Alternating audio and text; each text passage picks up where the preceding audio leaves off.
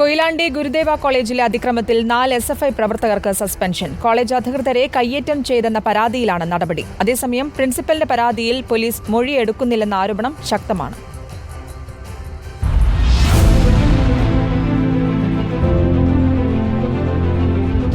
College university union councillor കൂടിയായ Teja Lakshmi, Tej Sunil, Amalraj, Abhishek S എന്നിവരെയാണ് suspend ചെയ്തത്. ഓഫീസ് മുറിയിൽ അതിക്രമിച്ചു കയറി കോളേജ് അധികൃതരെ കയ്യേറ്റം ചെയ്തതിനാണ് നടപടിയെന്ന് സസ്പെൻഷൻ ഉത്തരവിൽ പറയുന്നു. സംഘർഷവുമായി ബന്ധപ്പെട്ട് പ്രിൻസിപ്പലിന്റെ പരാതിയിൽ 20ഓളം SFI പ്രവർത്തകർക്കെതിരെ കേസെടുത്തിട്ടുണ്ടെങ്കിലും ഇതുവരെയും പ്രിൻസിപ്പലിന്റെ മൊഴിയെടുക്കാൻ പോലീസ് എത്തിയില്ല. SFI കൊയിലാണ്ടി ഏരിയ പ്രസിഡന്റ് അഭിനവിനെ പ്രിൻസിപ്പൽ മർദ്ദിച്ച് കർണപടം പൊട്ടിച്ചുവെന്ന പരാതിയിൽ പ്രിൻസിപ്പലിനെതിരെയും കേസെടുത്തിട്ടുണ്ട്.